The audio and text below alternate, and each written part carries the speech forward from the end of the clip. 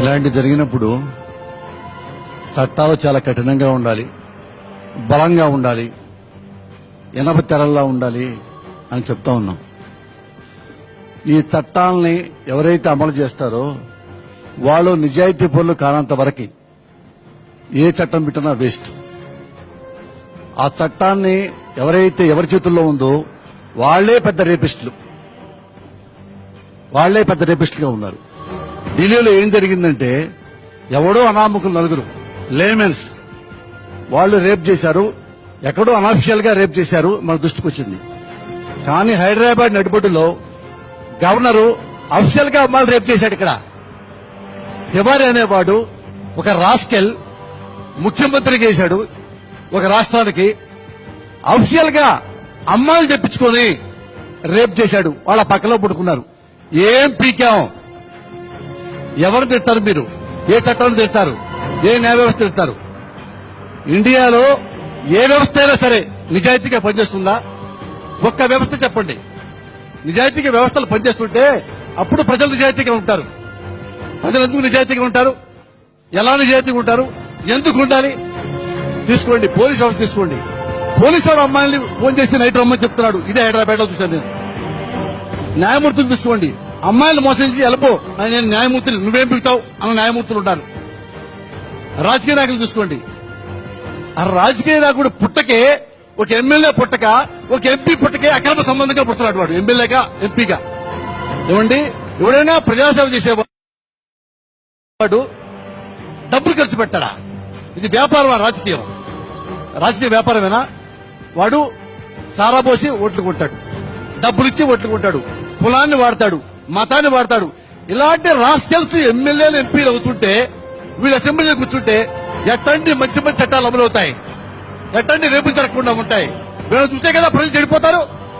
మా ఎమ్మెల్యే గారు డబ్బులు తింటున్నాడు, మా ఎమ్మెల్యే గారు భూకబ్జా చేస్తున్నాడు, మా ఎమ్మెల్యే గారు అవినీతిగా ఓట్లు కట్టినాడు, నేను కూడా రాందుట్లో వెళ్తా, నేను కూడా షార్ట్ కట్ లో సుఖం పొందుతా. వాడు షార్ట్ కట్ లో ఎమ్మెల్యే అయిపోయి కోర్టు డబ్బేస్తాడు కదా. ఈ పని వాడి కార్యకర్త కూడా షార్ట్ కట్ లో అమ్మాయి రేపు చేయొచ్చు, మా ఎమ్మెల్యే కాపాడతాడు. అవును కదండి. మనకి రెండు చట్టాలు ఉన్నాయి. ఇండియాలో ఎక్కువే ఉంది, బ్లాక్ మనీ, వైట్ మనీ ఉంది. అలాగే బ్లాక్ చట్టం, వైట్ చట్టం ఉంది, ఉన్నాయి కదా. మొన్న ఎవరినో ఇక్కడ 5 స్టార్ హోటల్లో నిన్నే పేపర్లు ఇచ్చారండి. ఒక అమ్మాయి బొంబాయి మోడల్ వచ్చింది, ఒక అబ్బాయి తీసుకొచ్చాడు బ్రోకరు, ఆ అమ్మాయిని పట్టుకున్నారు. పోలీసులు ఫోటోలు దిగారు. వ్యభిచారం గుట్టు రొట్టి తీసిన పోలీసులు హెడ్డింగ్ పెట్టారు. వాళ్ళ కళ్ళు పోదియా. హైదరాబాద్ గవర్నర్ వాడు రేప్ చేస్తాడు అమ్మాయిల్ని. రేప్ చేశాడా పోలీసు?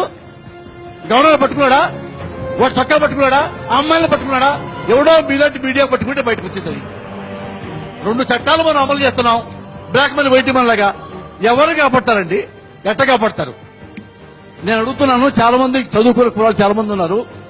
సినిమాలో మోహన్ బాబు గారు సినిమా తీశాడు. అందులో బ్రాహ్మణుల గురించి ఓ డైలాగ్ వచ్చింది.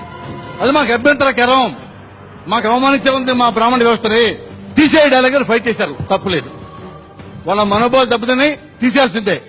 అలాగే డమ్మనకు సినిమాలో కటిక అని మాట మాడారు, వాళ్ళ వరకు వచ్చింది. ఉంటాకి లేదు, మా మనోభావాలు దెబ్బతిన్నాయి, తీసేయి, తప్పులేదు. అలాగే రాంబాబు సినిమా వచ్చింది, అందులో ఒక ప్రాంతం మనోభావాలు దెబ్బతిన్నాయి, తప్పలేదు. రోడ్డు మీద ఎగబడ్డారు, ఆఫీసు వంతు చేశారు, తీసే డైలాగులు మా ప్రాంతీయ మనోభావాలు దెబ్బతింటాయి, తప్పలేదు. వాళ్ళ మనోభావాలు దెబ్బతిని తిరగబడ్డారు, కొట్టాల్సిందే. మా సినిమా నేను తప్పించాలని కూడా కొట్టాల్సిందే. ఇంత చైతన్యం వీళ్ళందరికీ, ఈ స్టూడెంట్స్ వీళ్ళంతా కలిపేసి ఇంత నిజాయితీగా ఉన్నారే, చిన్న సినిమా డైలాగ్ ఎగబడుతున్నారే. కళ్ళ ముందు అవినీతి చేస్తున్న వెధవలు ఉన్నారు రాజకీయ ఎమ్మెల్యే ఎంపీల రూపంలో. వాళ్ళంతా చెప్పుతూ కొట్టరు, వీళ్ళంతా యూనిటీకి ఎందుకుంటారు? అప్పుడు యూనిటీ ఏమైంది? కులం అంతా పక్కన పెట్టండి. కళ్ళ ముందు కోట్లు తప్పుతున్నారు ఎమ్మెల్యేలు ఎంపీల రూపంలో చాలా మంది రాజకీయ నాయకులు. వాళ్ళు చెప్పుతూ కొట్టరే, మన డబ్బులు వసూలు చేద్దాం, అది మన డబ్బులు కదా. ఈ చైతన్యం మొత్తం ఉండాలా ఢిల్లీలో ఉన్నట్టుగా. అలా ఉంటే ఏమన్నా